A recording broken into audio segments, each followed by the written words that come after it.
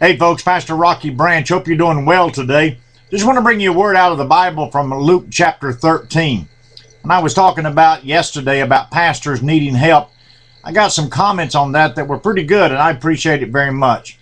But I want to remind you of something very important.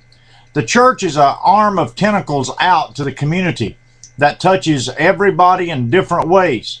Your pastor can only see a few people a week, but you can see as a congregation thousands of people in a week's time. Some he would never see, and many that would never speak to him if they saw him, because if they knew what he did, they would probably avoid him in most cases. In Luke chapter 13, there's a story told about a man that owns a vineyard.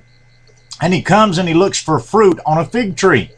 And it doesn't bear any fruit, and it hasn't bared any fruit for 3 years. Well, the owner of the vineyard says to the dresser of the vineyard, the guy that takes care of it, he says, I want you to cut this tree down. It's wasting my ground. He said, I've come looking 3 years in a row for fruit on this fig tree, and I don't find any. It's wasting my area.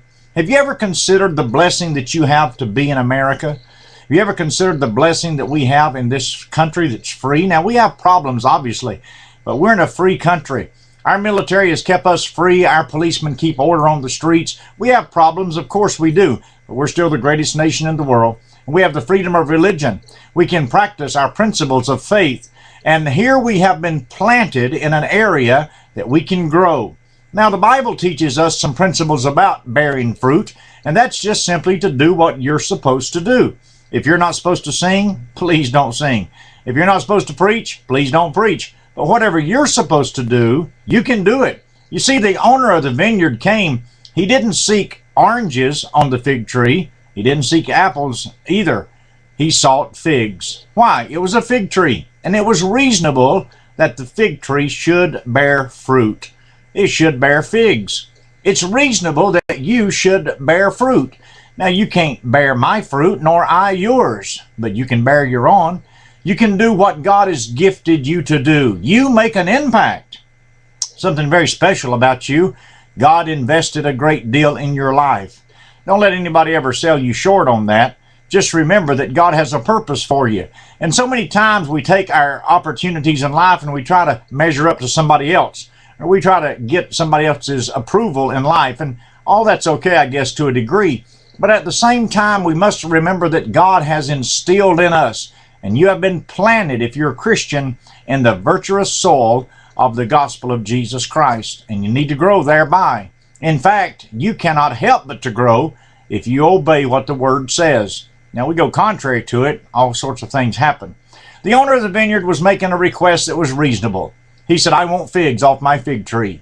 It's planted in my vineyard. I'm taking care of it. I expect it to bear fruit. The Lord Jesus expects you and I to bear fruit, that as we live our lives, we show the grace of God. Now, we can't do others' jobs, and we shouldn't try to do those. But what we can do is our own. What God has blessed us with, let us use. When we use it, the load is spread apart where it's not heavier on one than another, and everybody picks up his own corner. That's what Christianity's about, isn't it? Hand in hand, reaching out, helping one another. From pastor to pew, from pew to the community, from the community to the changing of the country. That's how we do it, through the church. And I pray that you'll be blessed, and I pray that you'll use the gifts God has given you and not wait for somebody else, because nobody can do your work for you. It's you and you only. And that's good news, because God has gifted you and empowered you to do the work of the ministry in your own life. Bear ye your fruit, and God will bless you for it. You take care. God bless you. We love you. And goodbye.